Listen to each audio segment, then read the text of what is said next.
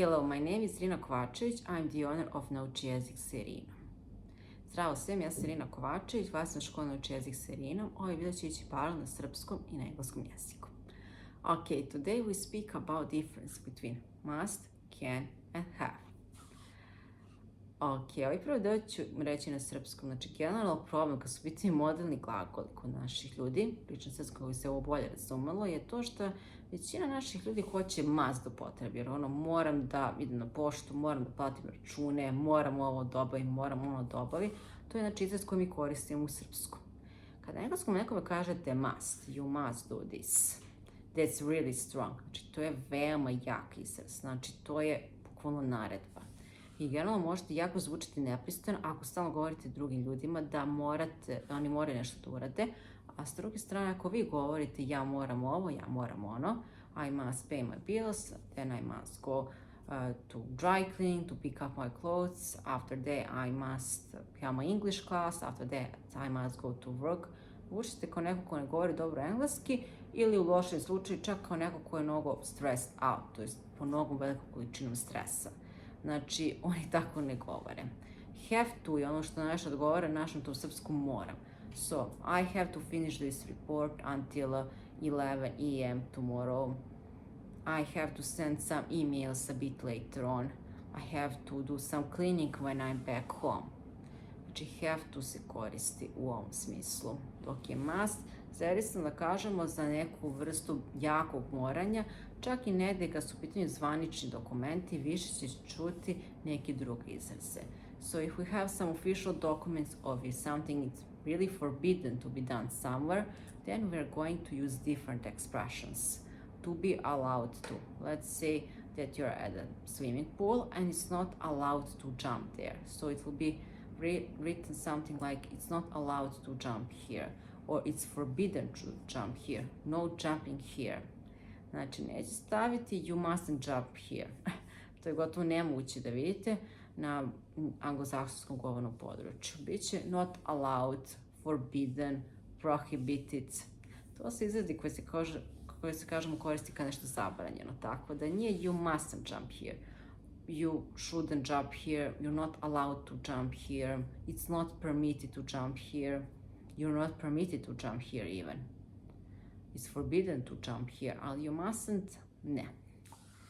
To se u tom smislu ne koristi. Then if we have some really legal official documents and it says that the client must pay a certain amount of money, again, you won't have must in the text. You have the client shall pay the above mentioned amount of money. Znači, klijent treba da plati gore navedenu količinu novca. Shall se nekad koristi u engleskom jeziku. To je već prilično izašlo iz upotrebe i generalno se koristi will. Shall je mnogo jači. I ne da kažemo neki način podrazumeva naredbu. Jako se može često čuti na sudovima, u sudskim presudama i nekim tako zaista zvaničnim dokumentima. Opet imamo shall, nemamo must. To je da kažemo pointa. Ok. But when should we use must in English? Like, okay, it's rarely used, but is there any other situation when we can actually use must? Of course, there is. I can say, we must eat, I'm really hungry. Znači, mogu da kažem, moramo da jedem, ja sam mnogo gladna. U tom nekom smislu moramo, ne nekoga primoram, nego izražavam svoje jake želje, svoje jake potrebe. U tom slučaju mogu koristiti must.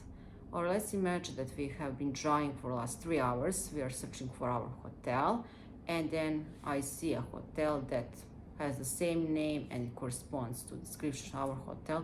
I say we must have a ride or this must be our hotel. Znači, u smislu kada dajete, da kažemo, neku pretpostavku za koju smatrate da je 100% tačna, možete upotrebiti must. Ono ko mora da je ovo naš hotel, vozimo se 100 godina, mora da smo stigli na našu destinaciju. U tom smislu može se koristiti. Ok, now a bit about can. Okay, can is first used for ability. I can swim, I can speak English, I can run. Znači, can se pre svega koristi za našu sposobnost. Mogu da pričam engleski, mogu da trčim, mogu da plivam. U tom osnovno, kažemo, smislu. It can be also for some permission request. Can you please help me? Can I please open the window? Znači, možeš molim te mi pomogneš. Mogu li molim te da otvorim prozor? U tom smislu se can koristi. Tu također postoje druge stvari kao što could, may, might, ali to ću objasniti u nekom budućem videu. U ovom videu ćemo pričati pre svega must, can i have to. Okay, so these are some options when you can use can. Also for probability, this can't be that place. Znači, ovom vjerojatno to nije to mesto. Ne bismo kažemo it mustn't be that place, jer opet zvuči kao naredba. Znači, ako recimo onaj primjer koji smo primili sa hotelom, I can say, I don't think so. It can't be our hotel, it's not that part of the city. Znači, ne može biti naš hotel, to nije taj deo grada. Znači, nećemo reći it mustn't be, nego it can't be. A s druge strane, ako smo sigurni, it must be our hotel. But if you're not sure, it can't be our hotel. To su, da kažemo, razlike. Nadam se vam ovaj video bio koristan. Ako imate bilo kakvih pitanja, slobodno mi pišite. Thank you for watching this video. For any further questions, please contact me. Have a nice day.